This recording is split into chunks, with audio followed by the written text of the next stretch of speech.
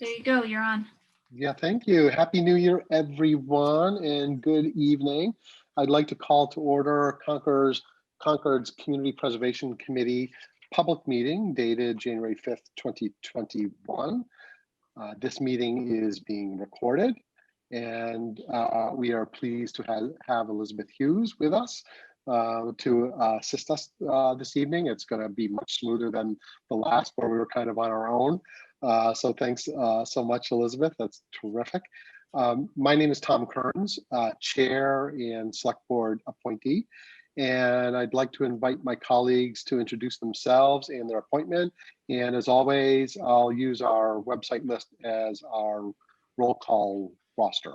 So with that, Peter. Peter Ward, Vice Chair, Select Board appointee. Thank you. Judy. Judy Zombracco, Natural Resources Commission. Paul. Paul Grasso, Recreation Commission.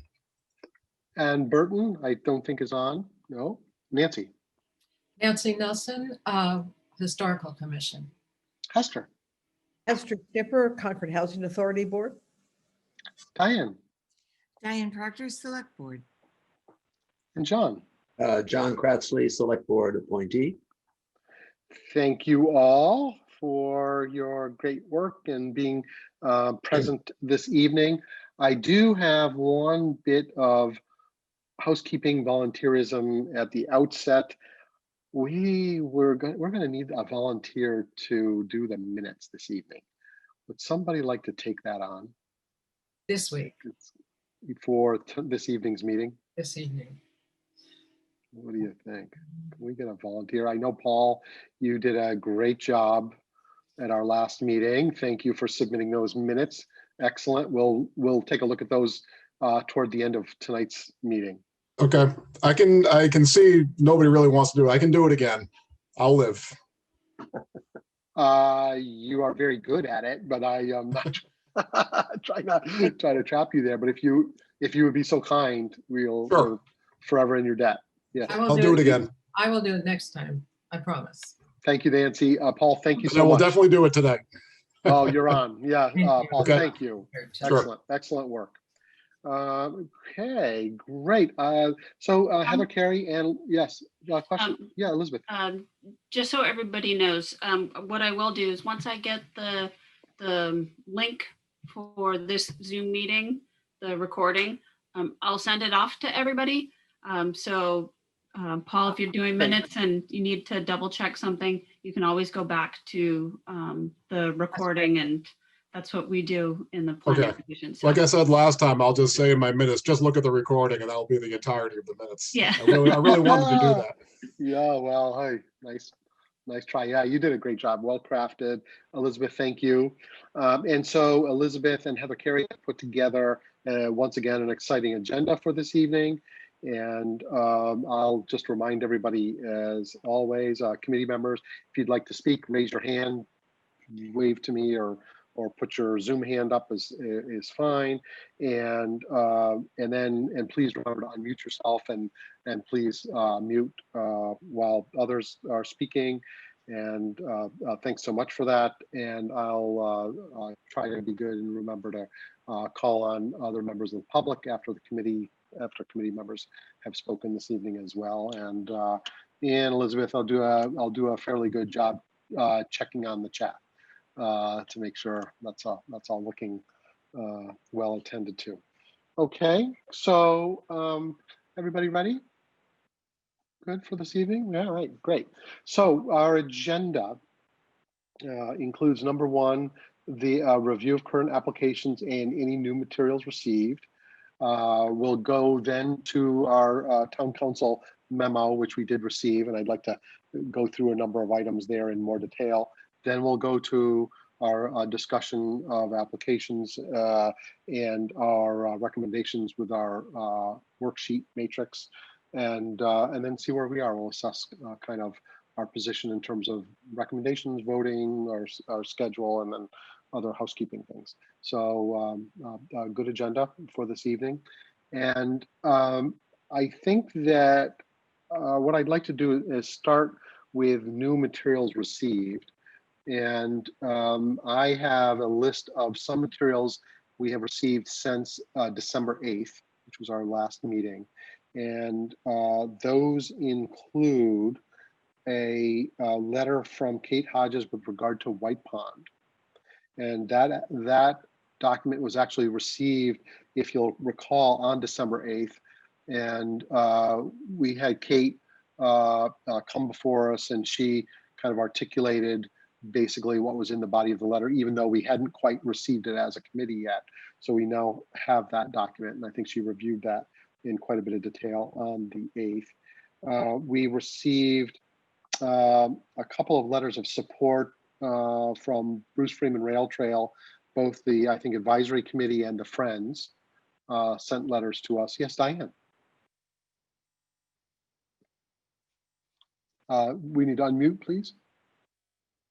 The town calendar did not include a link for the December 16th gathering for the White Pond event. Now, there were some things circulated privately among people, but by and large, it was very hard to find. So many of us tried to attend that meeting and could not find a way to get in. So that's just something to register and to say that for those of us on the CPC who wanted to hear that White Pond discussion, it was difficult at best. Thank you. Diane, yeah, thank you for that heads up. I don't know if there were, I'm assuming that that meeting happened and that there was some transcript, meeting minutes, recording maybe of the meeting. Apparently it did happen, Tom, but it was not, it was very hard to find out where it was. I have friends who actually called the town ahead of time to find out how to get on. They were smarter than I. I presumed it would be on the calendar. And it was, so. Yeah, Diane, I think that's a great note to make. And Elizabeth, do you think you could help us by seeing what was available in terms of any recording or meeting minutes? And maybe that's something that could be made available.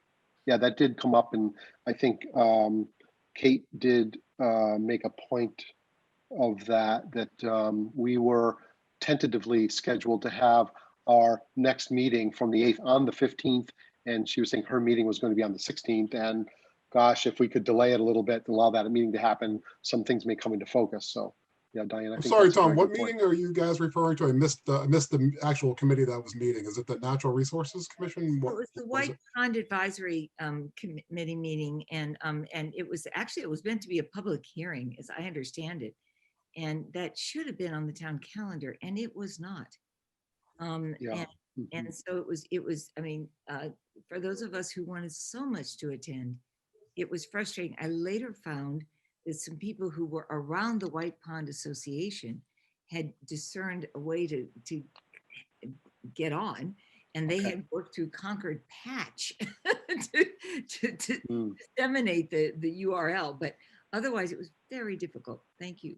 Yeah, thank you, Diane. Okay, so we're going to do a little bit of background research on that and see if there may be something available. Maybe Kate would be the right source, since she's the one that kind of referenced it. So a couple of letters of support on the Bruce Freeman Rail Trail. People have had a chance to see those. And also Wright Tavern Futures Committee has submitted an additional supplemental, I would call it letter because it's coming directly from the applicant, that was received this afternoon. And I think I may have seen a representative. Yeah, Judy. May I ask a question on the letter from the Wright Tavern Task Force? Absolutely. Yeah, I appreciate the letter. Just a little clarification. Should I interpret the letter to mean that there will be additional information supplied to us regarding more specifics on what you would be proposing doing with the if you received community preservation funding?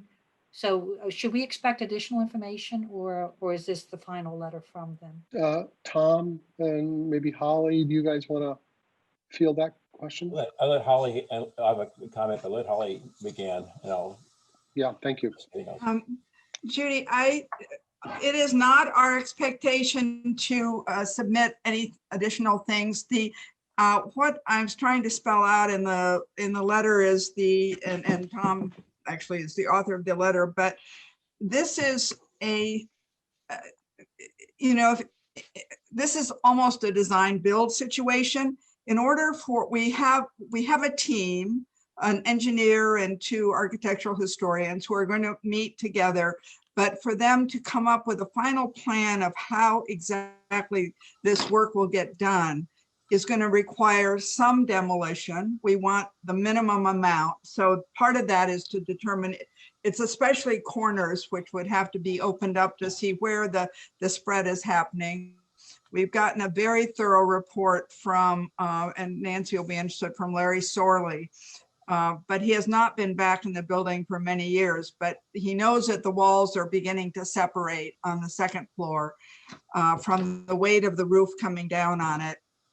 And so the exact structural design has to be determined by really examining what is there. So what I hope to relate to you is that we are going to be as careful as we can be. We have 2 very, I guess conservative is a word I would use, architectural historians who, if you read our structures report, that's pretty clear that one of them who is an author of that, and that the engineer is an engineer who has done a lot of historic buildings. I've worked with him in my firm for over 10 years and with a lot of houses in the historic districts.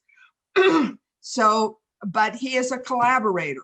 He is not, I have never seen him, I've seen him with a lot of contractors, and he is a person who said, let's figure out the best way to do this. What are your goals?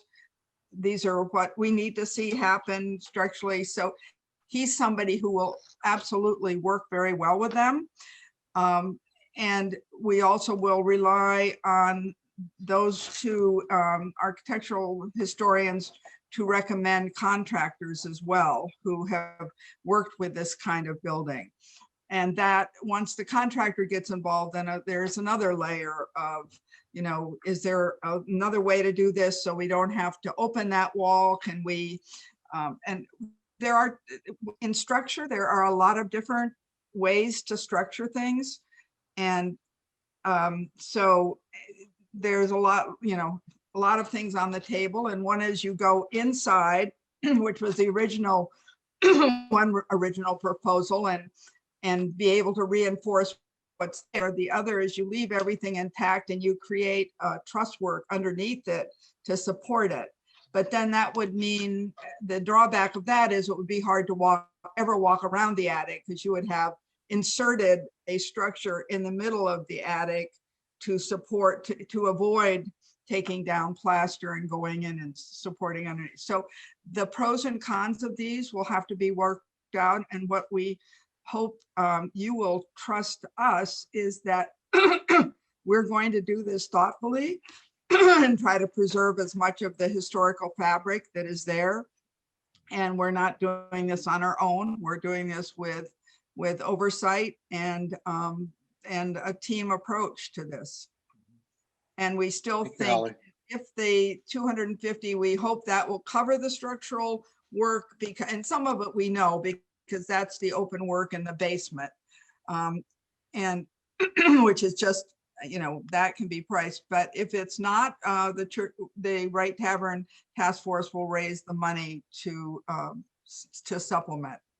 Okay, great. Thank you very much. That's very helpful. Nothing to add to that. And make sure that Judy got your question answered. So let's thank you. Yeah. Okay. Thank you, Holly. Thanks, Tom. Other questions? Yes, Diane. Thank you, Tom. Holly, given the fact that we have Nancy Nelson on our committee, who's also very conversant with historical renovation, and Tom Kearns, who's equally conversant, I wonder if, so Tom, this is really a question to you. How much of that detail is important in our support of this effort? And do we need to know it in advance of that support, or can we do what Holly's reasonably asking, which is just simply to trust that they will make good decisions? And I really don't know how we adjudicate that. And I wonder if someone with more experience could address that. Thank you. And Diane, you said that something for Tom. You mean Tom Wilson or Tom? Oh, Kearns? Tom, you. Tom Kearns. Okay, yeah, sorry. Okay, Clarification. before I jump into anything, Elizabeth, did you have your hand up? Yeah, so I think what the committee needs to focus on when you're evaluating these projects is their, and I don't want to say worthiness, but when you have more projects than you have money, you have to decide how you're going to go about that. And the committee's focus really needs to be on the, what is this, the Community Preservation Act, what is it for, the merits of each project. It's not up to the committee. You're not structural engineers. You're not, This is true.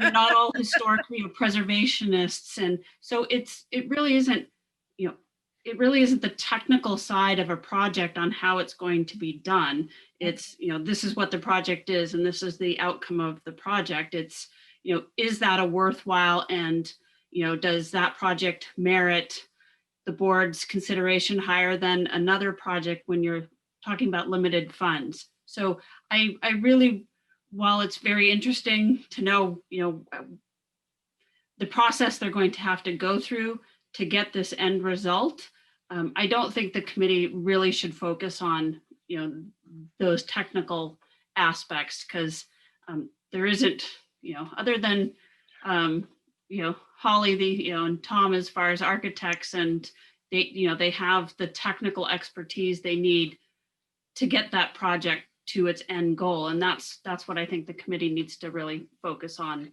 when you're looking at the merits. Thank Yeah, you. thanks, Elizabeth. Thank you much. Nancy. Nancy, we can't hear you. Unmute, please. Santa, you're on mute. I'm trying to get the right button. I'm sorry. I'll keep this short. It may come up later, but the committee is also legally responsible for ensuring that CPC funds for historic preservation projects follow the Secretary of the Department of the Interior standards. And I think we don't know anything about how this is going to be done, and we won't know anything specific apparently until after a lot of process has proceeded. So we would be granting money in advance of knowing. And maybe, maybe construction documents, for instance, are an intermediate step, but we can talk about that later. Hence my question. Thank you. Yeah. There's nothing to say that, that you can't, as far as your, should this be funded, as far as your grant award letter, you can have conditions that Right. says. Yeah, exactly. That's, I was gonna, this- bring these that up. intermediate steps. So Yeah, I'm So not it- suggesting that you let them go and you don't know, but yeah, thank you. Thanks, Oh, Elizabeth. So what I would offer, and then Tom, I'll come right back to you. What I would offer is that we ask the applicants to get more specific. And in their letter dated December 7th, which I have in front of me, and then the subsequent conversation that happened together collectively, us, on the 8th, it was about funding stabilization. We got quite specific. I think the applicant did what we asked them to do, which was to, craft something that allowed us to really focus. And so given that there were program issues that were still being worked out, and there were other issues around the historic fabric of the building, that there was I think we had a pretty good conversation about focus on stabilization of the structure and the superstructure, so we didn't have significant deterioration or worse, whatever, however you would define that. And from my point of view, I thought that you did a good job. So what I'm trying to do right now is reference the letters that you've sent to us as supplements, and save the actual deliberation of this, and maybe a little bit later this evening. But just with regard to answering the questions, Nancy, that you posed, now addressed in the letter of January 5th, and the previous request that we had that they addressed in December 7th. I think these supplemental letters, you guys have, I think, done a good job to try to respond to what the committee was asking of you, from my point of view. Tom? So I'm a newbie at this whole process of doing the, you know, a very transparent and sort of, you know, I guess in some ways, collaborative effort between this committee and the Right Tavern Task Force, et cetera. I very much expect that as we go through our work, that there'll be things that you all will be interested in doing, milestone points that we will be making, et cetera. And, you know, I would love, the whole spirit that we're coming at this engagement is one of, let's work together. And if we have issues, we work through them and resolve them and move forward with a common vision in mind about what we want to do with the Right Tavern. So, you know, if there are covenances or requirements you have of us as part of the conditions, we welcome that, because we see this as, you know, communicating with you. This is not the last time you're going to hear from us. But we're also thinking about this. There may be a phase 2, there may be a phase 3. We don't know yet till we really get into the because of how much additional funding we can find from other sources. You know, that's all in play here. And so I welcome this, you know, any kind of information you want to have. I think to get specific, you know, we are, as you mentioned in the letter we sent you today, we're meeting with these 2 architects, and we expect to get some more information from them. Whether or not it will be before your meeting on the 19th, I don't know. I don't know what their schedule is. I don't know how much work they have to do. We won't really know until they do the walkthrough next Tuesday and Wednesday. If we have information from them, that was something that would, you know, rather than just, you know, that's thank yous. We get some substantive reports from them or recommendations or whatever.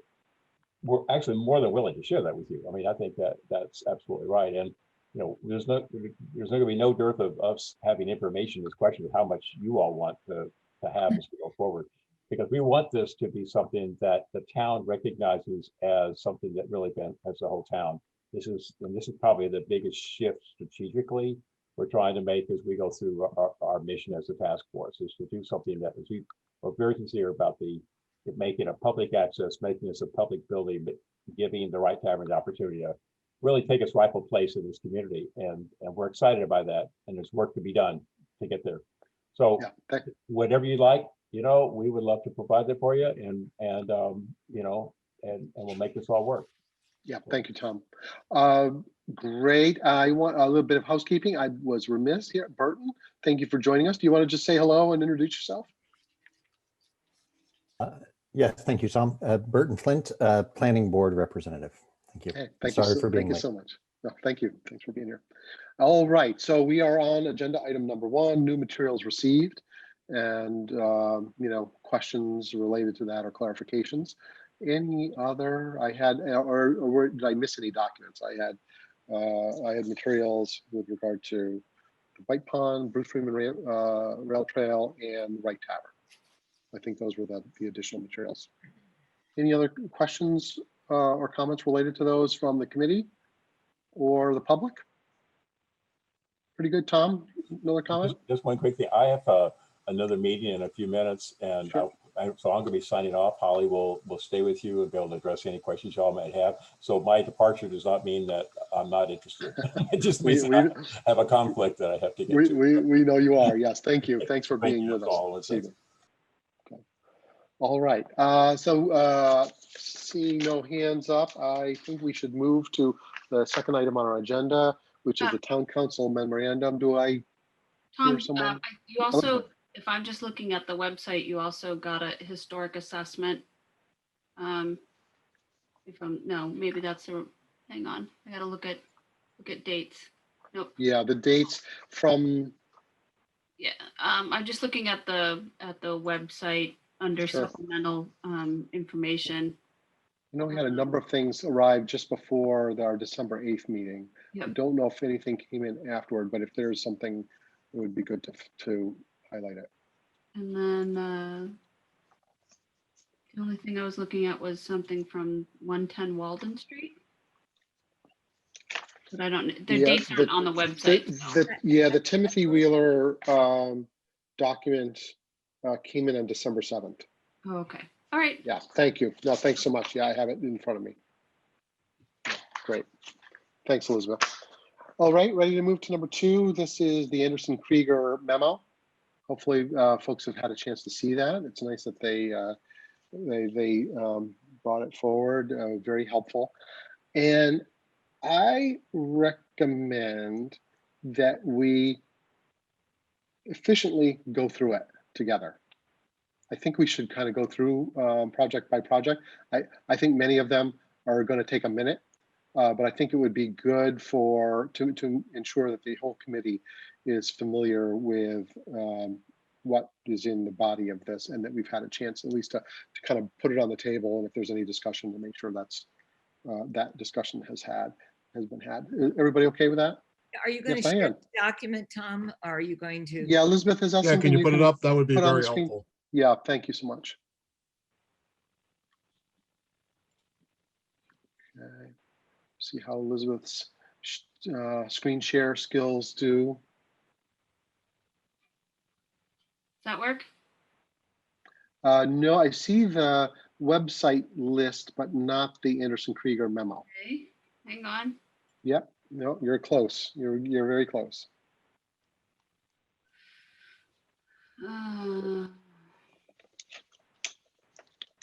There we go. Okay. Yep, you've got it. That's great. And I can kind of lead, and Elizabeth, if you can scroll, that's perfect. So everybody ready? Let's see, I'm just going to adjust my screen so I can see folks.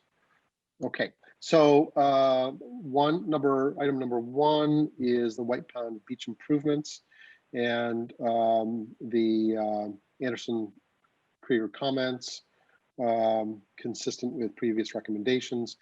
This is permissible use of CPA funds, and to ensure compliance with ADA it qualifies as rehabilitation. Any comments on item number 1? I think it's pretty straightforward. Okay, good. And with regard to the Emerson Field flagpole, item 2, here is, you have all read, the flagpole on its own does not meet the requirements to qualify as historic resource, and the CPA would look to others, the State Register of Historic Places or the Concord Historic Commission, to determine that the flagpole is in fact significant in the history or culture of the town. And so I don't know if we have anybody here representing. Elizabeth, can you tackle that? Are you muted, Elizabeth? Oh, no. No. Okay, We try can't again. hear you. Okay. Can you hear me now? Yeah. Okay.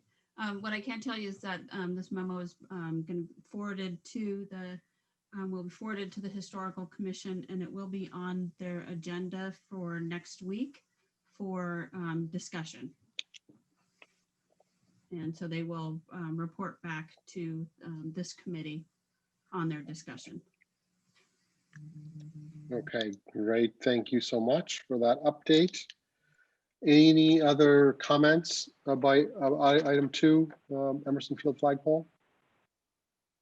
Good shape. So we're waiting for some additional determination from our CHC.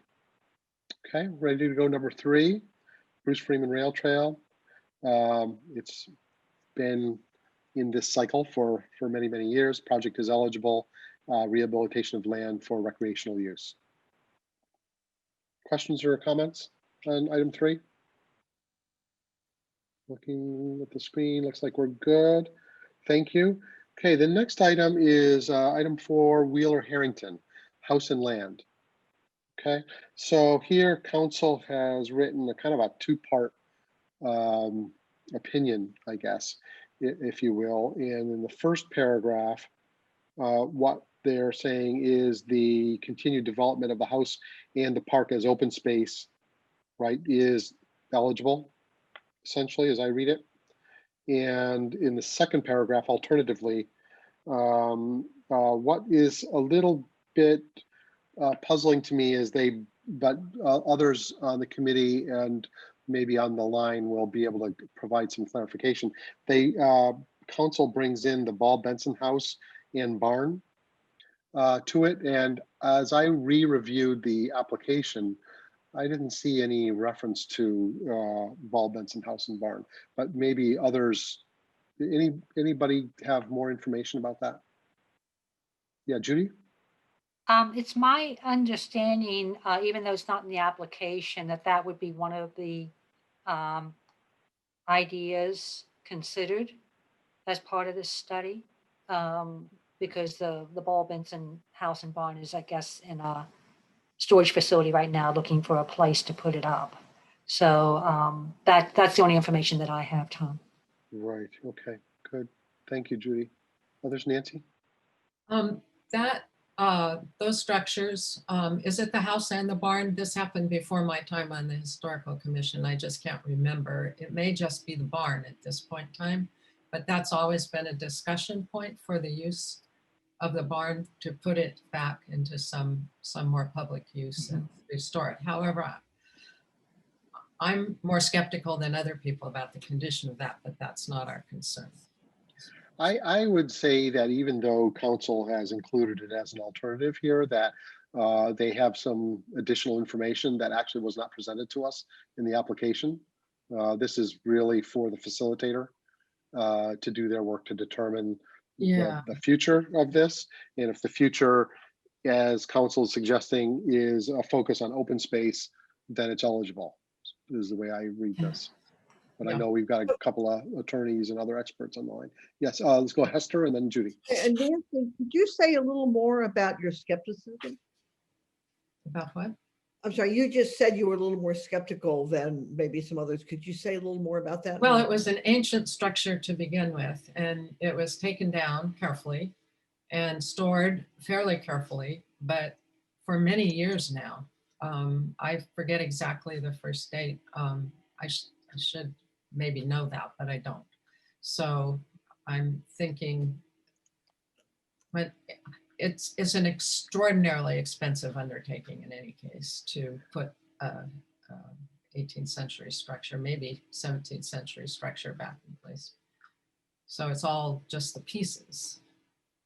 Nancy, are you referring to the Ball Benson barn? Yeah, I thought that's what Hester was asking. That's what I want to just clarify, because the Krieger memo mentioned the house and the barn. So I thought it was just the barn. I can check. I'll check before the end of the meeting.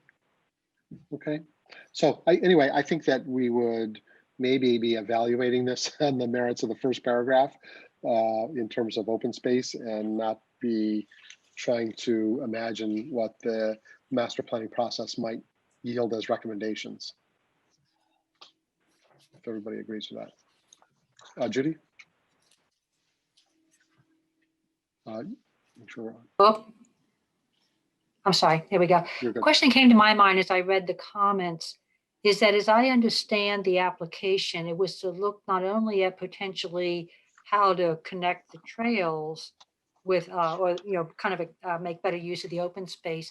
It also was to look at, you know, how the community could envision using that property beyond the scope of what is outlined here by the attorneys.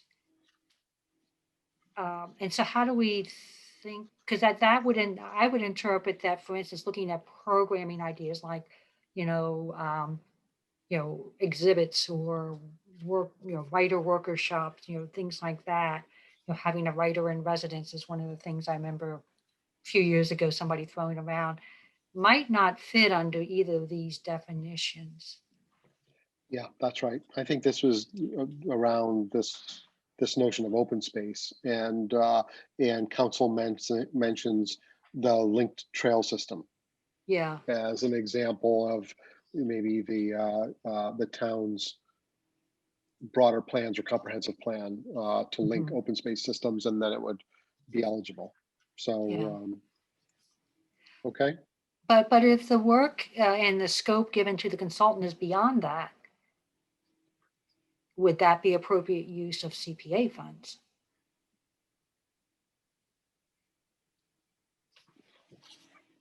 hard, hard to know where that process may go, but I think that's where we're going to have to, trust that they're going to open the lens up. But ultimately, I think this is the goal here. I've got the application in front of me. Isn't that something Yeah, it says. the terms and that would go along with a potential recommendation? Yeah, Peter, I think that's excellent. That we could create a condition. I mean, the brief summary is the town requests funds to hire a consultant to assist with public outreach in determining the future use and plans as they relate to Wheeler Harrington House and Harrington Park. So I think that we would want to, but we could do our best to keep them focused on the aspects of this that are legitimized through our town council review. Okay. Yeah. Yeah, Diane, then Nancy. Yeah, I don't know how we can presume, and I use the word presume carefully, to limit their evaluation or their exploration.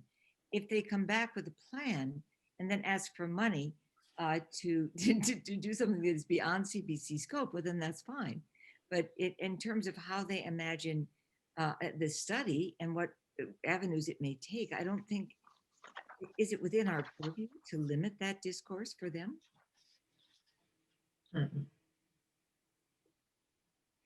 The town proposes to hire a professional facilitator to help with the public outreach that will result in developing a community-specific plan for the site. Right, and so we can't, I don't think we can necessarily omnisciently imagine what those plans might be, and therefore try to truncate the effort. If what they do in their outreach produces a plan that is beyond the scope of the CPC and they come back for additional funding, well, then we have every the prerogative to say, I'm sorry, that's beyond our scope. But I guess I'm a little confused about. Well, I think, let me take a quick look here. Right now, I mean, we're going to designate this under one of our categories, right?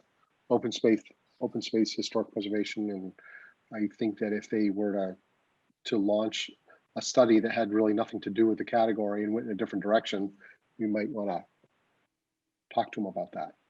Well, I understand that, but yeah, one presumes that are they not in fact discussing the open space? And, I think so. And how it might be used. And maybe we just need to say that, Tom. Okay. I agree. That clarifies for me. Thank you very much. Yeah, thank you, Diane. Nancy. Two buildings, house and barn. I was incorrect. That both have been dismantled? Yeah. Yeah, thanks. Well, nice that council provides us some of that additional insight, but it was not part of the application as far as I could see. And so I think that's probably Actually, Tom, it was. Oh, is it referenced there? Yeah, it's referenced in the very beginning under the brief project summary, in the second to last sentence. The preservation consultant who dismantled the Ball Benson house. Yeah, oh yeah, it did. You're right. Yes, thanks, Judy. Yeah. I stand corrected. About the potential to relocate the barn to this site. So I think, yeah, John. I was going to say, you may recall, I had pressed Marcia several times. I had always been skeptical about this one because it was so open-ended that it just, I asked her, do you ever done one of these? And she said, no, we're just going to wait and see what the consultant recommends or what the consultant comes up with. So I think if we're comfortable with open-ended grants where we're going to wait and see, that's about all this will accomplish. Right. And you're right, Tom, it has to get fit in the category, but I don't think we can put much restriction on it the way Marcia described it. Yeah, it's an initial public outreach, and I think that in my notes, in terms of our discussion, they'd be coming back for a specific master plan. So there's going to be a series of steps here. Okay. Any other discussion with regard to the Anderson Krieger opinion on Wheeler Harrington in the committee or the public? Christine. Yeah, so just a question, I guess. In the second paragraph, it doesn't appear that it's conclusive that that qualifies either, right? The language is the Ball Benson House and Barn to Harrington Park may also qualify. Right. Yeah, no, I think that's right. So you might have So- some other questions to counsel about that, depending on which way you go with that one, because he's not definitive there. Yeah. So I'll make a note of that. And so they're going to be essentially, I think, developing some kind of an agenda for a master plan. And at that point, if they're headed down a particular path, I think we would want to review with council and make sure, we may want to clarify this. Christine, I agree with that, but also at that point to make sure that. Right, but Tom, at the beginning of the sentence is use of a public outreach consultant to evaluate may also qualify. So I would, if it were me, I'd be asking the question, so what's the issue with using a consultant? You know, what is unclear as to whether it would qualify or not? Because no matter whether it's for open space or for the barn, it didn't feel like this was a strong yes to me from council. Yeah, thanks so much, Christine. Other comments? Okay, good. Let's move on to item 5, the housing production plan. Noted here akin to feasibility studies and is eligible for funding. That's the way I read it. Questions, comments? Pretty good shape here. Okay, thank you. Number 6, Regional Housing Services Program. And I see in the second line, generally eligible for funding as support of community housing. Questions, comments? Everybody pretty good shape here? We need to do this. Yeah, good, thank you. Okay, and then it brings us to number 7, staff and technical services. I read, amount requested falls well under the 5% and is eligible for funding. Any questions or comments there? Good shape, thank you. Everybody good? The number 8, Emerson conservation restriction. Anderson Krieger comments, acquisition of a restriction to restrict an area for conservation and passive recreation uses falls squarely within this definition and is eligible. Any questions or comments there? No. Good shape. Great, thank you. Warner's Pond dredging. And I'm looking at the second to last line. It qualifies as the creation of recreational or open space. Accordingly, this project is a permissible use. Questions or comments there? Pretty good. Thank you. Number 10, Chamberlain Park Bridge. Provide for the design of ADA compliant capital improvements to Chamberlain Park. I think this is consistent with previous recommendations. Any discussion on Chamberlain Park? Looks pretty good. Good, thank you. The old rifle range project is eligible for CPA funding as a rehabilitation of land for recreational use. Seems pretty clear. Great, thank you. Number 12, affordable housing buy down. Creation of community housing falls within such authorization and is eligible. Good. Checking, no hands. And then we have the Concord Home for the Aged, number 13. And this was helpful. Prevent more serious structural problems. Protects the home for the aged from injury, harm, or destruction, and therefore constitutes preservation and in part restoration of a historic resource. Permissible. Looks like we're good. Okay, thank you. And number 14, right, is our Masonic Corporation roof replacement. And let's see here. This is funding as the preservation of historic resource, protection of real property from injury, harm, or destruction, rehabilitation and restoration, defined as making extraordinary repairs. Project falls either authorized activity and is therefore eligible. Pretty good, good shape. Okay. I thought those would go quickly, and I'm sure the last one will as well. 15 is, of course, our Wright Tavern project. Here, similar to some of our conversations last year, the town council advises us with regard to the anti-aid amendment and keeps us clear of that. There is a permissible public purpose, and the assistance does not substantially aid the entity, and the funds are not abusive or unfair. So I think we're good on anti-aid from town council's point of view. The second paragraph, used for educational programs and public visitation. So, and then I look at the last line of the second paragraph, serves solely a public purpose and not a private religious purpose. It seems like we are aligned there. Everybody fine so far? And yeah, I think that we look at that third paragraph. I'm looking after these cited a couple of cases. Repairs to the Wright Tavern has no denominational or sectarian significance, and instead enhances the funding needed for historic preservation. So I think they're in support of the eligibility of the application. Any questions or comments there, Nancy? I have a question on page 6, the last paragraph. I don't understand the comment that it would serve solely a public purpose, because I think we know it's going to continue to only have public access on the first floor, and presumably the other uses will remain pretty much as is.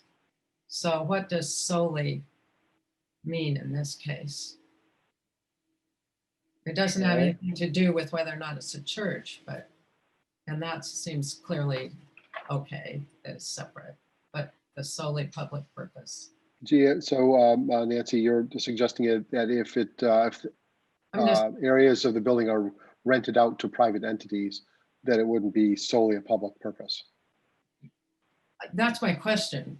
Yeah. Is that some kind of a standard or a test here, that it needs to serve solely a public purpose? The public purpose could also be that the tavern is not going to disintegrate anymore, even though. Yeah, I think that's a good question. As I reflect on some past applications, there were spaces within buildings that would be used for the public, but we didn't necessarily require every space to be solely public. And then the exterior preservation is also serving a public purpose. So I guess I was confused by solely. Nancy, it's been a while since last year, but I remember reading through Kaplan v. Town of Acton and looking at the criteria that would disqualify something. And I don't recall anything about it needing to be solely a public purpose, but rather that the primary purpose of the funding was going to a non-denominational purpose. I agree that it was more in that context. Yeah. But still confusing a little to me. Yeah, so their choice of that word solely, in this opinion, okay. They may want to. We could ask them to clarify that. No, it's okay. Okay. Great, thanks. Any other comments from the committee or the public? Matt? Yeah, looking back at the Emerson Flagpole proposal, it seems like even if the Emerson Flagpole didn't pass muster as a historic resource and put this under historic preservation, it seems like it could fit under the recreational infrastructure renovation or restoration. And so there may be a fallback here, even if for some reason the Historical Commission doesn't consider this a historic resource. Okay, yep, thank you. Take a look at that and see what path CHC takes here. No, Historical Commission, right? Or was it? CHC. Did I get that wrong? HGC, I thought. The you Concord HGC. Historical Commission. Not Oh, HGC. CHC, right? Yes, I think so. Concord Historical Commission, CHC. That's correct. Yeah. Yep. Right. CHC. Okay, yeah, thank you, Matt.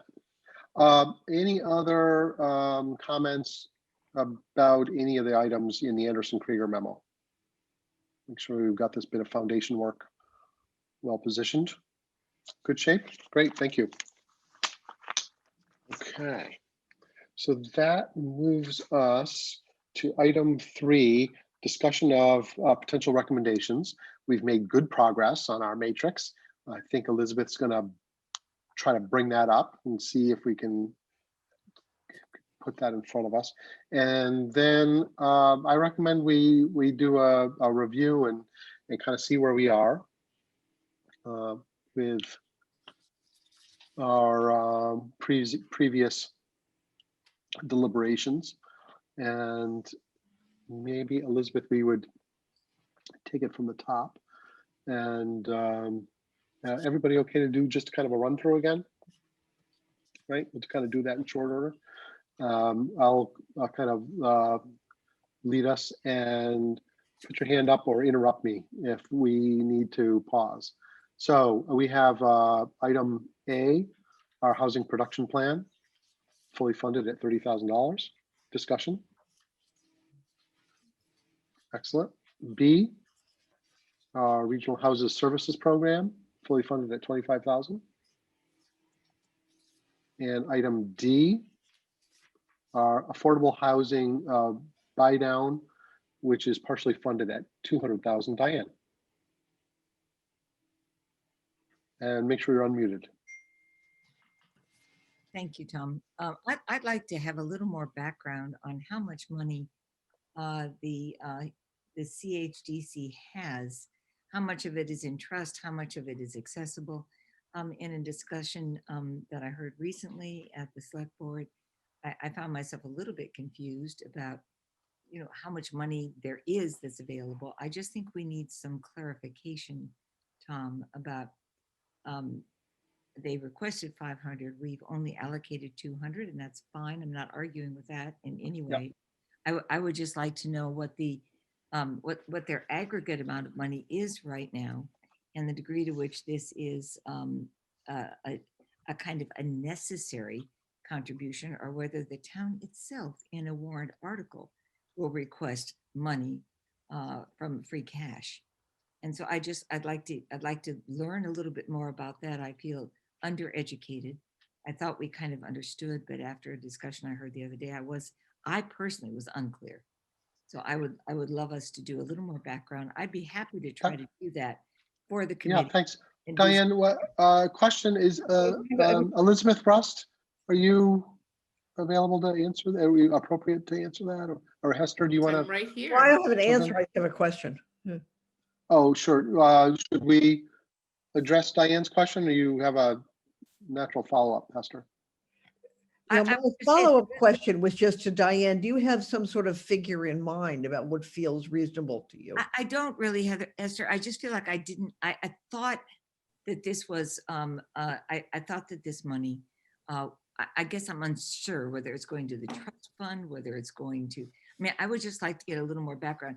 I have to say, Liz did a beautiful job at, rather spontaneously and unexpectedly at the select board meeting of presenting, look at that smile, presenting kind of where the funds are and where they're going. But just the aggregate amount and the future needs, and whether the town is going to present a warrant article to underpin this. I would just like some information before we go forward. That's all. Thank you, Diane. Thank you, Diane. We have the expert here, I believe.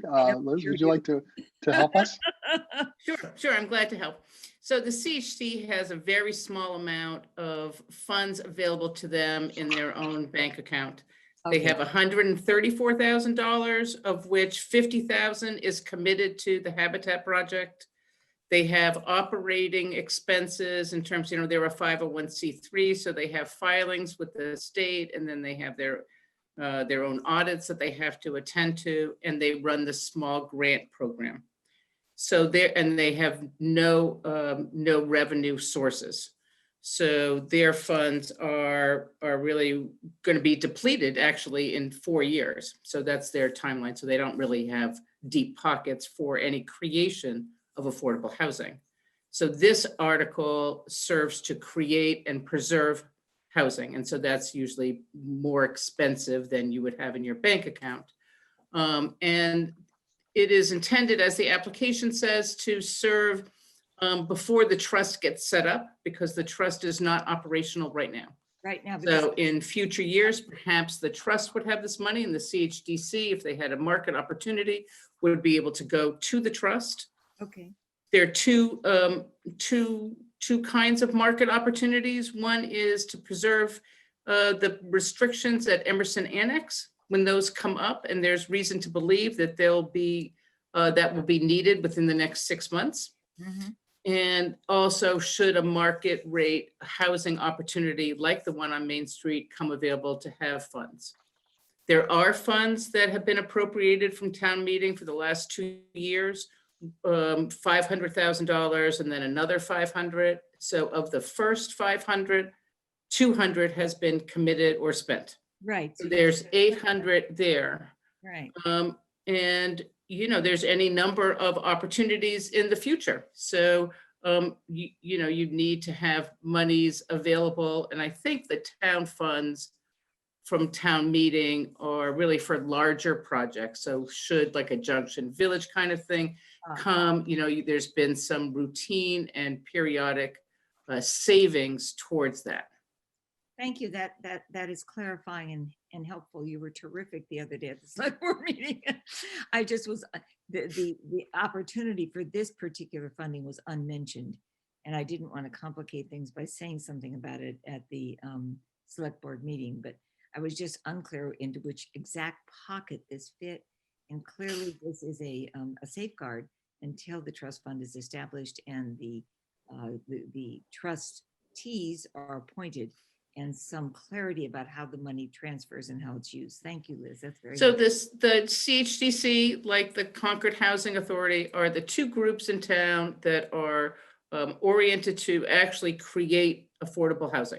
Right. So just as you're a funding organization and the trust is deemed and thought of to be a funding organization versus to actually do creation, manage construction, and the like. Thank you so much. Okay. Thank you. Matt. Tom, that helps. Yeah, just to address that last piece of Diane's question that she originally asked, when you talk about a warrant article for town meeting this year, I would just say that while we don't have any warrant article yet, I know. that compared to past years, we expect to be in a very tight fiscal environment, and that it is very much at risk whether we would proceed with one of those warrant articles this year.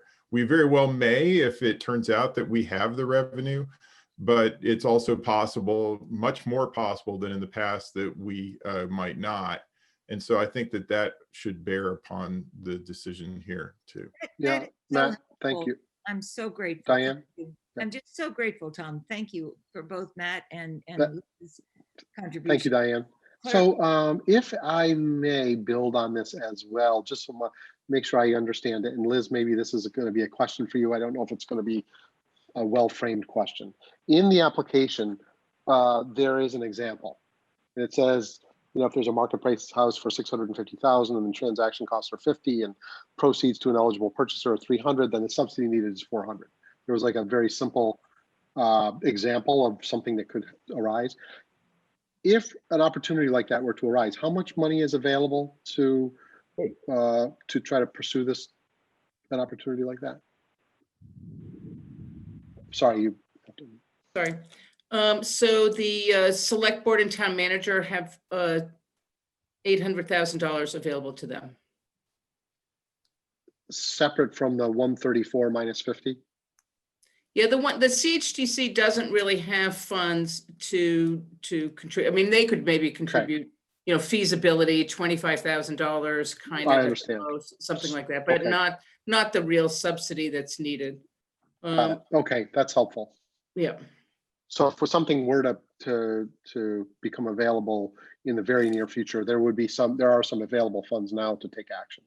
Right, so when the Main Street project happened, the Concord Yeah. Housing Foundation chipped in. There was monies from CPA that had been appropriated some years ago, and this is essentially replenishing that available funding source. Yeah. And then the town funds also kicked in.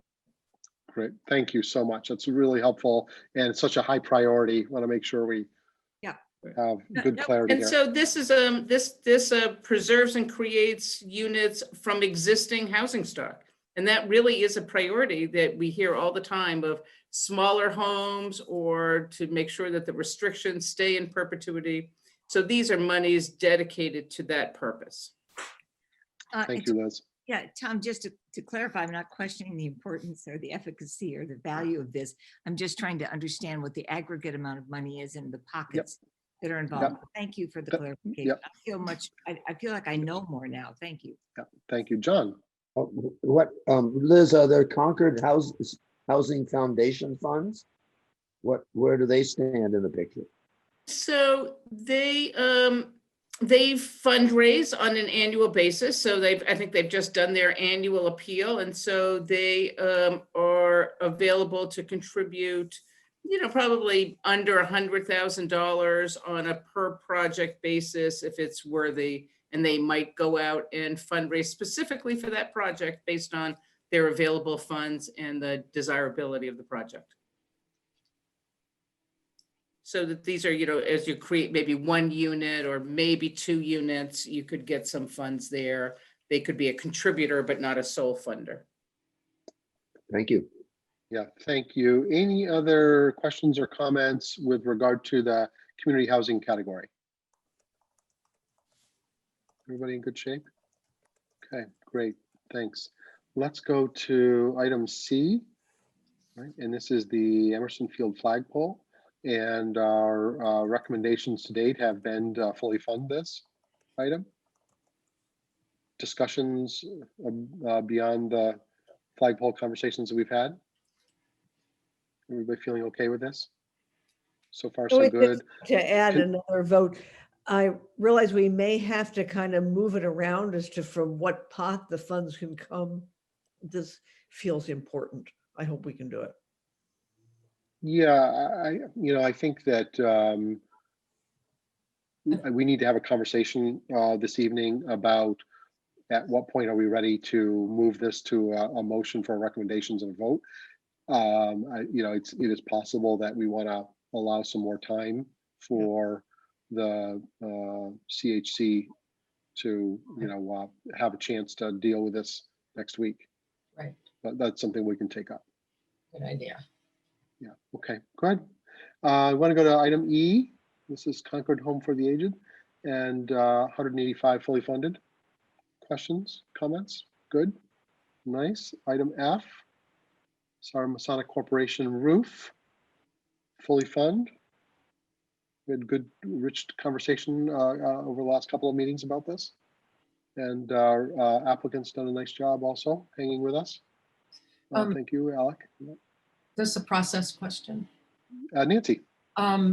Will they have the flexibility among categories to change their estimated costs? Like the roof may cost them $7,000 more. Can they work with the category for the HSR to maybe take money from HSR and put it into the actual roof construction? Can they move funds around like that? Or can we? I don't believe so. Elizabeth, do you want to tackle that? I'm not sure that they can move funds between 2 projects from 2 different years. No, same year, same project, different line items within the project. So, you're saying this total 107,261? Yeah, has HSR as well as roof replacement. Yeah, I think they would just have to come back and present that to the committee to allow them to adjust the budget. Okay, that's very good to know. Thank you. Thanks. Yeah, thanks for that clarification. Thanks, Elizabeth. All right, ready to go to item G. All right, and this is Wright Tavern. Judy. Tonight, maybe I didn't hear Holly correctly. I thought Holly had mentioned $250,000, and I didn't recall if that was the number they had provided or if I misheard. I have the letter they've submitted on December 7th with the spreadsheet matrix as shown in that letter was 260,000, including contingency. But, okay, great. Thank you. I don't know. Yeah, there's that clarified enough, Judy? Yes. Okay. Other comments on Wright Tavern? Everybody good shape? Tom, I just want to be noted Yeah, that John. I disqualified myself at that point. Thank you. I'm sure Paul is right on that. I wrote that down in advance. Paul, you're very good. Thank you. Thank you. Okay. Thanks, John, for attending to that. Item M, Chamberlain Park Bridge, fully fund at So 35. for Paul's minutes, I think it's technically Mr. Kratzley recused himself from the discussion. He didn't disqualify himself. Yeah, no, I got that. Okay. Thank you, Elizabeth. Yeah, I appreciate that. Okay, Chamberlain Park Bridge, fully fund at 35. Everybody's good. Thank you. Tom? And we go, yes, Nancy. Were you not taking any more discussion on Wright Tavern? Definitely open for discussion on Wright Tavern. Let's I come think- back to it. Yes. Now? Yes, please. A good time. I think I think we don't know what the work is going to look like. We do know that only the first floor is likely to be available for public use. We do know that there's already changes have been made to make way for a legal classroom kind of experience. It is the case that for commercial office buildings, I think the code requirements are more stringent than maybe other uses. I think, Tom, you referred to that a week or so ago. So given also that our responsibility to make sure that this work conforms to the Secretary's standards, particularly for a National Historic Landmark, I'm feeling really conservative about this and thinking maybe it's premature to fund it anything except for the most bare bones stabilization work. I don't think the building's at risk of being blown down in a hurricane or an earthquake, but there are definitely structural issues. But I think the very minimum needed, and then hopefully come back again for more funding that might relate more to historic preservation. So Nancy, just so I can make sure we understand, are you suggesting that it's premature to fund this at all? Except for the most obvious and serious structural defects like the basement. I don't know how they're going to be prioritized. I don't know exactly how involved there's a historical architect and a conservator are different. I don't know what their role is going to be or how much the funding is going to be for them. There's $20,000, which if they're really going to be involved in restructuring the way the work is done, given the original assumptions for major removal of historic fabric, I don't know that that's enough. So I'm just feeling a little uncomfortable about this project. I know Holly's worked with this engineer a lot, and I have no question about his competence, but the letter refers to his work in redesigning the structural system for Woods Hill Table and converting an early 20th century grocery store to a modern restaurant. I'm not sure that's historic preservation in the same sense that we would want it for Wright's Tavern. I'm just feeling uncomfortable about that. Okay, thank you. Other comments? It'd be good to get some other feedback and people's level of comfort in terms of where we are with Wright Tavern. Yeah, Diane. It is precisely Nancy's questions that caused me to ask the question earlier about how much detail and how much information we needed before we moved forward in fully funding this $260,000. And I feel, Tom, that there's still more we need to understand and know. And I don't know how. I mean, they've worked so hard at reducing their costs, focusing what they want. But I feel that there's still probably more work that they need to undertake and clarification that we need in order to feel that we're using the funds responsibly. But that's, we're all in favor of getting Wright Tavern up as an historic, as an historic building of consequence for this town, and its possibilities are remarkable. But I continue to feel that it's a work in progress for them. And therefore, I'm not sure what we're funding. Okay, Holly, you want to? Let's get all the comments out. Judy. Yeah, I guess as I was listening, as Holly was explaining the process, there seems to be a chicken and an egg situation where there's some things like the basement. It sounds like it's obvious something needs to be done. But to know what needs to be done upstairs with regards to the second floor walls and the roof, it's almost that one has to go in, see what it looks like, and then make the appropriate changes to it. So I guess that was my understanding, and therefore it seemed like, while it's not exactly known what would need to be done, it seemed like a reasonable approach to me. So that was my understanding and take from the conversation earlier. Thank you, Judy. Other comments? I guess I can offer my own. So I'm going to maybe restate what we've stated in past meetings a little bit here. It's not disputed that it is a national treasure of a building, and it brings it to a very high bar in terms of kind of sensitivities to how it's treated. I am in favor of investments that stabilize this treasure. I don't want to put it at further risk.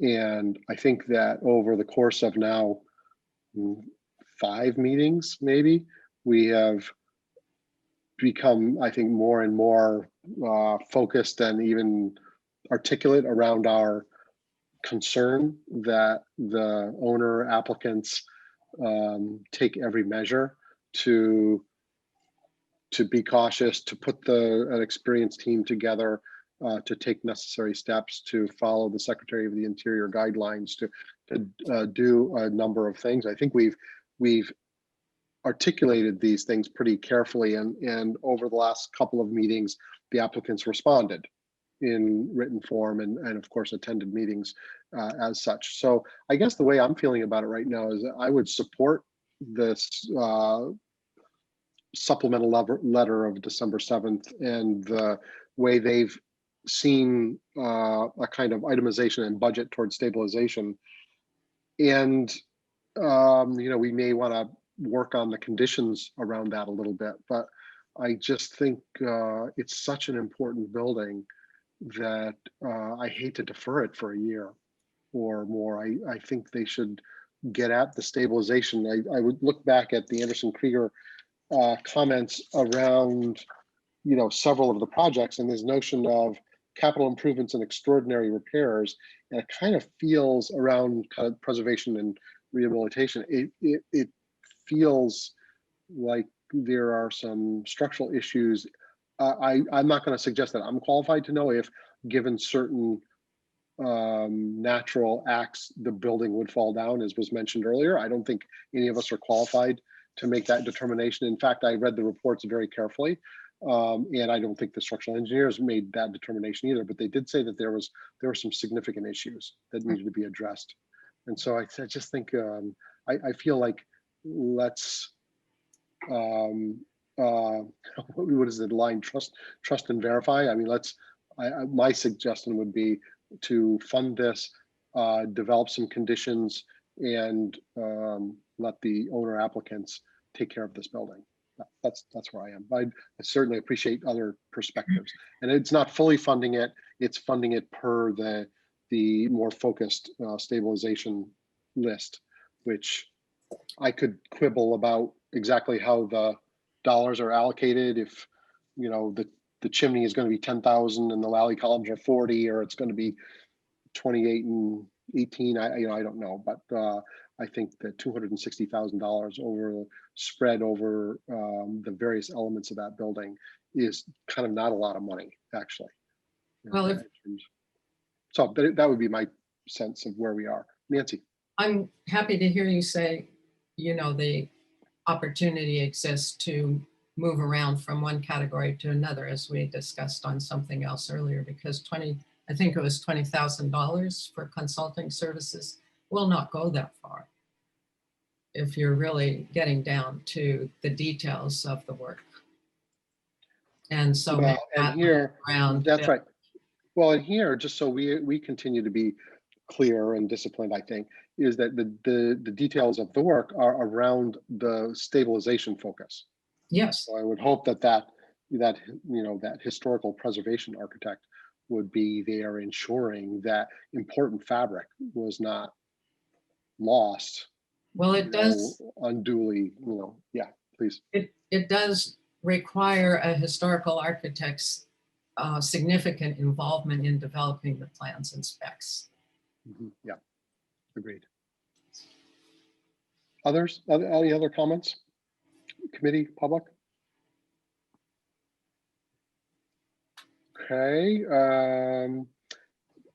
I would support this at 260. Judy, I'm trying to just reflect on what your comments were. It sounded like you were there.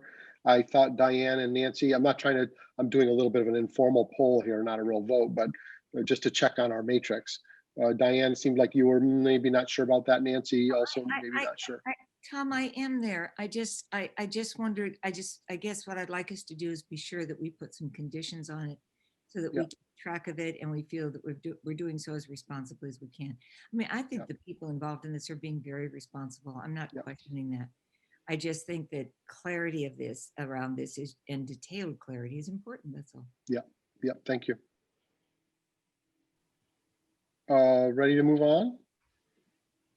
Good. Okay. Thank you. I just want to share, Paul, you record me as recused again as the discussion returned to the Right Tavern.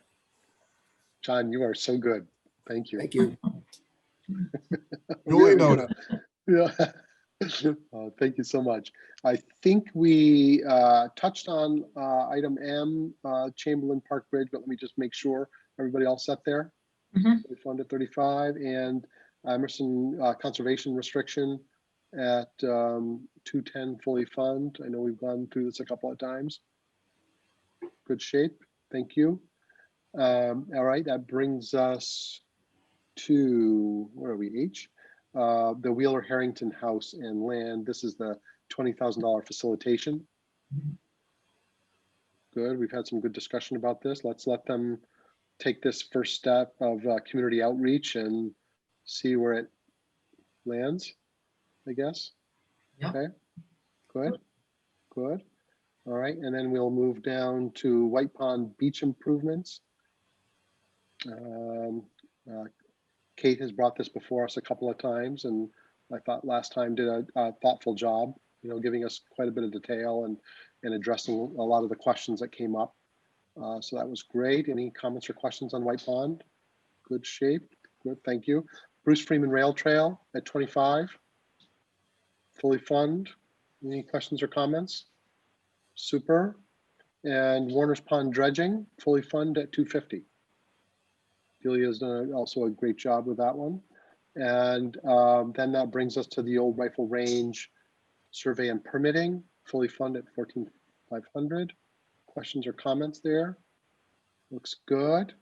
Okay, and that brings us all the way down to and staff and technical, fully fund at 40,000.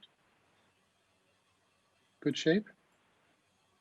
All right, we made it through, and we are close to our fund distribution number, as we were. We haven't really made any changes this evening. So with that, what are our outstanding applications or questions? I know with regard to the Emerson flagpole, we've talked about that, that there's they're on the agenda for the Historical Commission next week. So that may be something that if for some reason the Historical Commission did not find it historically significant, we would maybe want to have, redeliberation on that, or or find another way to fund it outside CPA funds. I don't know. Yeah, Diane. Diane, what? I'm sorry, I thought Matt's suggestion was terrific about making it a recreation, because it's right in the heart of the recreation center there. If there were a way to do that without seeming to stretch credulity, I think that would be a good idea. Because I think we all believe this is something that needs to be done. But that's not possible. Right. Would Diane, would you and others agree that I'm going to make a proposal that our most linear path is to let this come before the Historical Commission, have them deliberate and provide us with their guidance, and then we would maybe come back to this on the 19th and try to put a bow on it? Very much. Okay. Other items that need another round of attention? The other one that's of course received lots of discussion is Right Tavern. Seems like we're getting closer. Want to make sure everybody's feeling as comfortable as possible there. I'm confused about whether or not there'll be more information forthcoming. I think it was stated there would be more, but then another statement was that there would be no more. Holly, are you still available to help us there? And John, sorry, this may take you to out of commission again.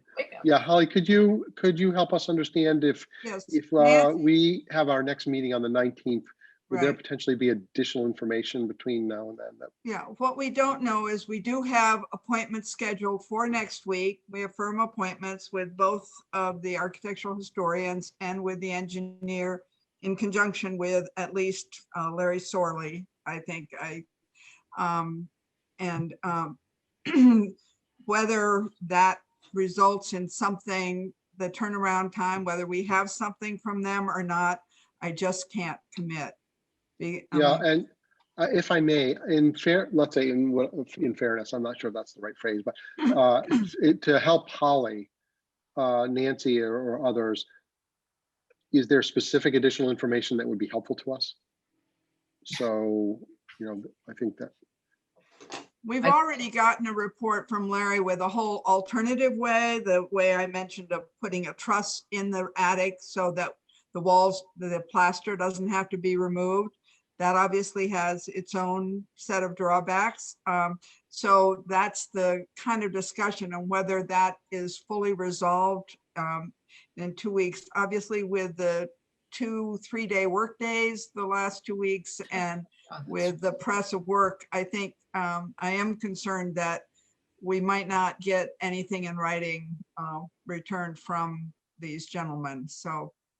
Well, and I mean, with the experience I have at this, I mean, this kind of thing can take months. Yeah.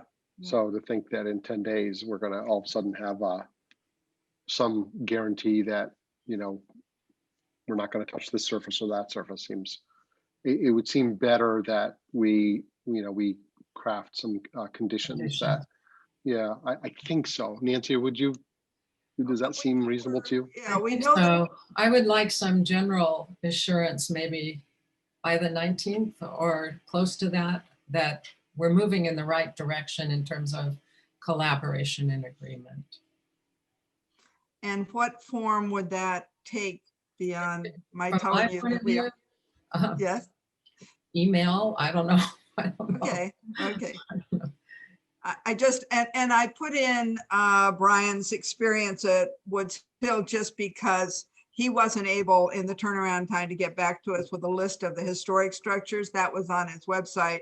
And that showed a sensitivity to the exterior of that building, which was the goal of West Concord, was to keep the exterior looking the same. They didn't care. They wanted a restaurant, or they wanted a grocery. And in, so it's a whole different, the goal was different. And that's a 20th century building, not an 18th century building.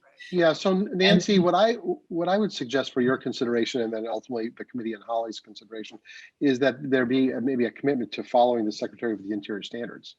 Right. They've already affirmed to that in their application. I mean, given that, we can reinforce that. I don't know a kind of, I don't know, I'm not going to say this appropriately, the higher authority. I mean, that is what needs to be followed. Yeah, and there's very specific guidance for rehabilitation, and it could be that this is preservation, but I don't know, Holly, maybe we should talk. Yeah. So, I mean, that would, be helpful for me, for sure. Okay. Yeah. Okay. Thank you. Thank you. All right. So, given that, I would like to close, if it's okay with everybody, let's close item 3. Anybody we haven't heard of? Burton, you're in good shape. Judy, you've got a question? Yeah, I had a question on the Wheeler Harrington. It's a bit different, but as I recall, there was CPC funding provided that was not used, which is good, because the issue was resolved in a different way. Can we put a condition in that money needs to be returned before they receive, if it is approved, the funding this year? I think I recall that actually came up also with Heather Gill, who was tracking this with the applicants and said, yeah, that money would be returned. It's 40,000. John, do you have? Yeah, it came up. I asked Marcia about it directly. As you know, I've continued to be questioned a little bit this grant. So I asked Marcia directly, are we getting that other money back? And she said, yes, but I don't know when. Well, that's why I was wondering if we can put it in order of conditions. Why not? Sure.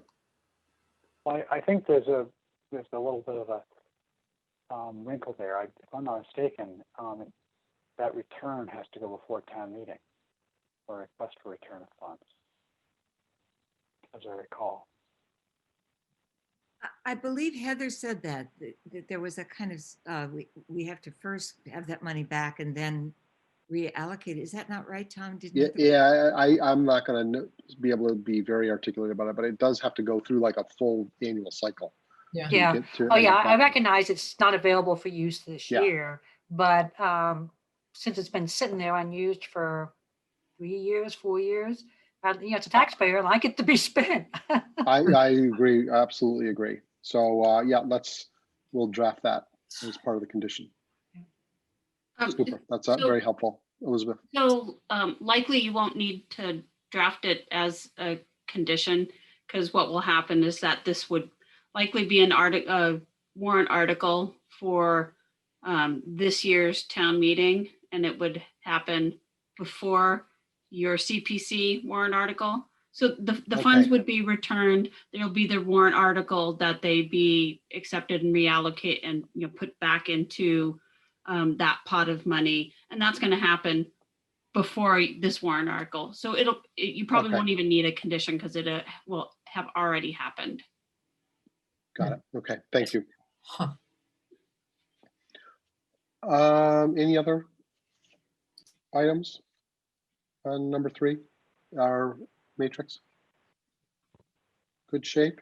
All right, so we have, I'm going to go to number 4, review of voting process and meeting dates. So we have a choice, and one would be that we're actually ready to make a motion for a vote on recommendations this evening. And the other is that we're still in this kind of final draft state, and we'd like to come back together potentially on the 19th. Yeah. So you want a little discussion on that, Judy? As I recall from the spreadsheet, I don't have it right in front of me. We have about $33,000 in the pot, basically, that hasn't been allocated to a project. And I know at our last meeting, we didn't want to allocate that because we wanted to remain, maintain some flexibility as we were sorting through this. Since it seems that we are finalizing things now, would we want to propose upping the amount to the CHDC by that amount for the affordable housing buyback program? I think that's a good recommendation. Yeah, Diane? You may have to unmute. I very much support that, Judy. I think that's really wise. I do have a question though, Tom. I'd like to know how much we paid Kruger Anderson and for in terms of legal funds for reviewing the CPC. And is that built in? Where does that occur in our budget? It is apparently, given the meeting on Monday of the select board, I believe there was a lot going on and I couldn't take notes as fast as I would like to, but I believe that that Mina said, our representative said that the CPC paid for that out of their own budget. All fine and all to the good. I just like to know how much we have and where that came from. And Judy, make sure we really do have the amount of money that appears to be extra. So is that all part of the administrative costs? I just need a little more detail, that's all. Okay, thank you, Diane. Elizabeth, is that something you?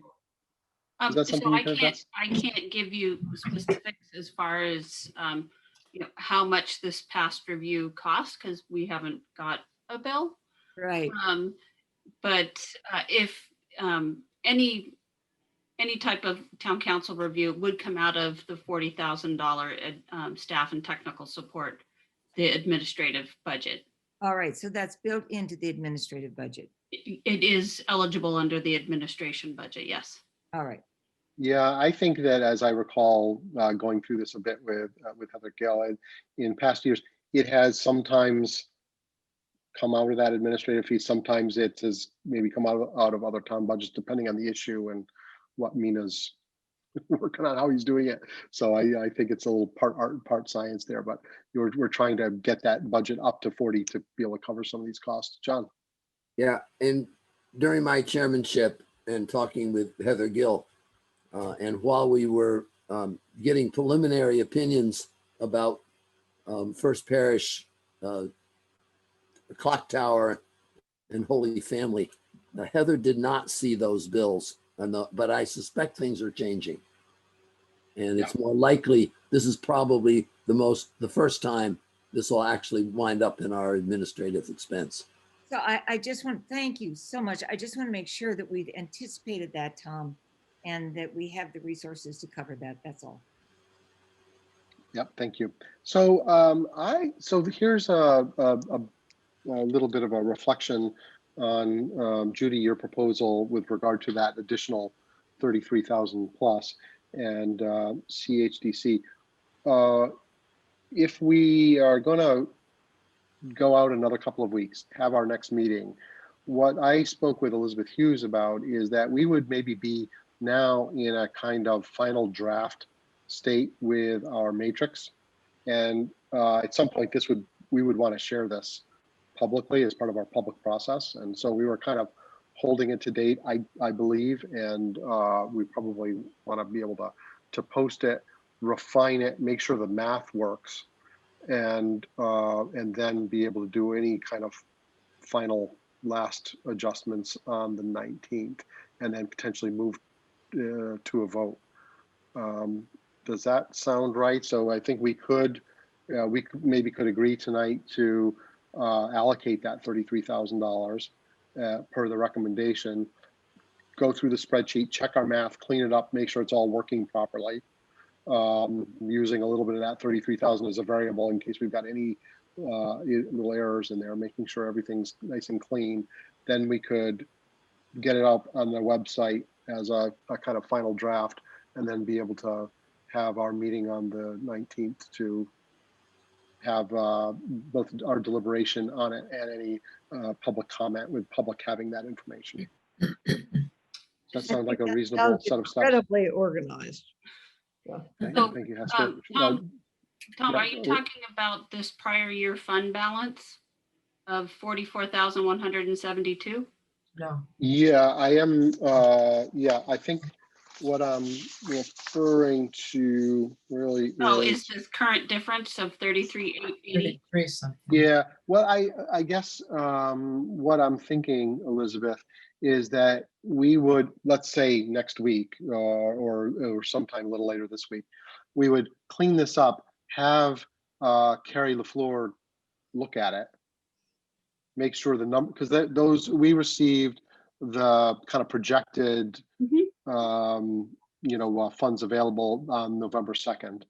And I think there was some, Heather Gill back and forth with regard to that, but I don't think there's been any updates since. And I think it would be good just to do a kind of internal double check, making sure the numbers, from top to bottom all look good and clean. Then we could get this in the public realm. And then we could come back on the 19th and give it a final look. Any additional input that we may receive from applicants, including Emerson Flagpole, make some consideration there, and then put our final stamp on it. Does that sound okay? Yeah. John? No, I was going to make the same point. That FY22 estimate, we really ought to take as long as we can to see if it's changed. And between now and January 19th, John, are you suggesting something else? Is that okay? Yeah, exactly. No, That's what I'm thinking. And I guess why not have our chief financial person just also put her okay on it, that these are the numbers that should be, some put out in the public state realm. numbers or some local contribution numbers may have changed. Yeah, exactly. So I just think give us a last double check, make sure we're getting a kind of, just like we get town council review, let's get our CFO, town CFO review, make sure everything's nice and clean, and then get it ready for processing. Sound okay, Elizabeth? Does that sound reasonable? Sounds good. Yeah. Okay, everybody okay with that? Yep. More than Okay, okay. I think that's really great. Yeah, make sure we're, we'll get it down to, we want it to zero out, so we've distributed everything. So that, great. Okay. So that would then set us up for our next meeting on January 19th. And I think that would be a meeting where we could potentially make a motion to for a recommendation is possible. And I think from my point of view, also, if something were to go a little bit off track, we would still have a bit of time. If we even had to have an early February meeting, I don't think we're in jeopardy there. If something unforeseen should happen, that, well, the distribution number had changed dramatically and we've got to go through a recalculation or some other issue had arisen. But that seems kind of like a prudent process to me. Your timeline is not in any jeopardy. The warrant doesn't close till towards the end of March. Yeah, that was my understanding. Thank you. Okay, good. So given that, that would take us through item 4 of the agenda. We will, so the sequence of events, as we're going to clean up the matrix, we're going to have a checkup with internal finance, and then we're going to distribute this to everybody, and we're going to put it on the website as a final draft, and then we're going to post an agenda for the 19th. So can I ask one question? Yep. when you talk about clean up the matrix, you didn't make any changes to the matrix tonight. So what is there to clean up? Per the point that John made, I want to make, we've been focusing on the top half of the matrix, the bottom calculus. I just want to make sure that that's all trued up, if you will. Well, no, I understand sending the matrix to the finance director. Yeah, that's the cleanup. I think I would, the other things I would do, I added 2 columns. I added the ranking for the select board and town manager. I think we would eliminate those. Okay. I think if this is going into the public realm, we would want to consolidate it a little bit.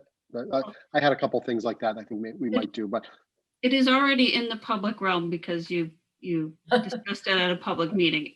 You're talking about whether it's posted to the website. So posted to the website is what I mean. Yeah, okay. I don't mind if the information is shared, but I just think that as chair, I took some liberties with Heather Gill's matrix and added some columns and things like that. And I think we probably want to, I kind of want to put that together the way it should be. Tom, would that, the bottom part include showing the allocation of funds by the category of spending? Yes. Okay. And there is just one minor edit I'd suggest at the bottom is it has funds available for 2020 annual town meeting. I think that should be 2021. 2021. Yeah, good call. I saw that. I see that. Yes, thank you. Yeah, and we'll fill out those percentages. Okay, excellent. I think we've gone through the body of our meeting. We're going to move to other business. Everybody's okay with that? I had one other, maybe in the other business category, one other note, and that is, I think, and Elizabeth Hughes will help me here. I think that one of my assignments with my colleagues is to produce the CPC Annual Report for 2020 that's due at the end of the month. And so over the next couple of weeks, so I have a template that Heather Gill has provided to get that put into shape, and we'll share it. Okay. So there's a little item on the to-do list. Tom, to whom is it due by the end of the month? I'm just curious. I mean, is it due to the town government? Is it due to the state? Is it due? I mean, it's due to Jeremy and in the townhouse, I think, and to the town manager, I believe. Is that right, Elizabeth? Well, it goes through the public information officer, Aaron Stevens, and Jeremy Rommel in the town manager's office. Gotcha. Yeah. Thank you. Okay. So fund distribution status, we've kind of talked about that. We're going to have a review. Project update. We don't have updates at this time. Nancy. I have a question. Yes, please. I think it goes under project updates, but it's the same thing we were talking about with money left over from previous projects. And there's money left over from the old Manses CPC grant from several years ago. And it's either 30 something or 40 something, depending on if you look at their project update report, or if you look at what Heather had as a number. I forget who had the 40 and who had the 30, but that's also money that could be included in that warrant article that you were talking about, Elizabeth. Are you aware of that one? Oops, I can't hear you. I can't hear you. So I do unmute and it says that I'm on. Can you hear me now? I didn't see, I didn't see that you were muted. We all have those issues. Yeah, exactly. No, but I will as of tomorrow. Yeah. So Nancy, maybe I could interject here, and Elizabeth, you're going to correct me now. As I recall, in my last conversation with Heather Gill, she was projecting that she might be back prior to the final warrant article publication, let's say, et cetera. I don't know if that's true or not. And also there would be an opportunity to check in on the active projects and follow up on some of this stuff, or you and Heather Carey would be doing that, but probably it's probably we're gonna drift a couple of months, probably a little bit of a check-in with some of our active projects we'd recommend that prior to getting into our next, pre-town meeting cycle. Yes. Yeah. And I believe Heather's going to be back the second, around March 11th. So just, this is a little bit of a different twist on the Old Manson, the trustees grant. They completed all the work that they had applied for funding for. And they were interested to know, could they add other projects to use up the remaining balance? And if that's a no, okay, that's okay. And I, to my knowledge, you haven't heard anything more from them yet. So nothing. And you're shaking your head no anyway. No. So. Nothing's come to me. They could have said something to Heather right before she left, and but I'll check in tomorrow. Yeah. Okay. But it's got to be discreet. Yeah. I think it's got to be discreet, and obviously we welcome them to make another application. Yeah, I would hope so, and that adds to the 30-some thousand that Judy was talking about, or whoever it was. I'm forgetting. Right. Begins to add up. Okay. Good. Any other project updates? See none. So this will be maybe the highlight of our evening, and this is the approval of Paul's minutes from 12/8, and really nice job, Paul. Thank you. Great work. Any comments, edits? I got my pen ready. Bravo, bravo. Well, there's not a one. I mean, Paul, this is phenomenal work. I really appreciate that. Thanks. Someone's going to find something. I have some, but I'm not sure. I'm not sure I even found the right version. So your 12/8 minutes are up, right? They've been posted? Yes. I haven't seen it. So I did. Maybe I said yes prematurely. I thought I double checked that earlier. Well, I could have. Okay, so I could have been wrong too. Did they come out via email, Tom? Because I didn't see them either. No, I thought. Well, Elizabeth, let me check. I thought Heather Carey was able to get that onto the site, but was not. What's posted is November 17th and December 1st. I saw those. Okay, I had a little back and forth with her today, and we discussed that. Maybe it didn't happen. Okay, it sounds like we may need to defer our approval of the minutes until the 19th. So did we approve the last two, December 1st and what was it? November 17th. Those have both been approved, because the way they're posted, they're not showing as approved. Right, they have all the X's where the date for approval is. Okay, so that was done at your meeting on December 8th? It was on December 8th. Correct, yep. So this was. Yeah. Okay, so we'll do a little housekeeping. You went out on the 9th, so I'm sure it just didn't happen. Yeah, we'll do a little housekeeping on that. And let's defer the minutes of the 8th until the 19th. So everybody's had a chance to look at those, and we'll just, Elizabeth, you and I will just check in with Heather and Heather Carey and make sure those get pulled down and posted up. Yep. Okay, thanks so much. Okay, with that, any other business for this evening? No, good job. Nice work, everybody. Would someone like to make a motion to adjourn? So moved. Yes. Technically, you don't have to do that, Tom. We don't? No, as chair, you can just adjourn the meeting. Oh. And do we have to adjourn with a vote? Vote to adjourn? We've been operating under the assumption or the direction that we need to vote to adjourn. No, you don't need to vote to adjourn. Good. The chair can just adjourn. As you open a meeting, you have the ability to just adjourn the meeting at the end of the business. Well, Excellent. then Now he's drunk with power. yeah, my goodness, it's Elizabeth that really can cut through the bureaucracy. I like it. So with that, I would like to bring the meeting to a close.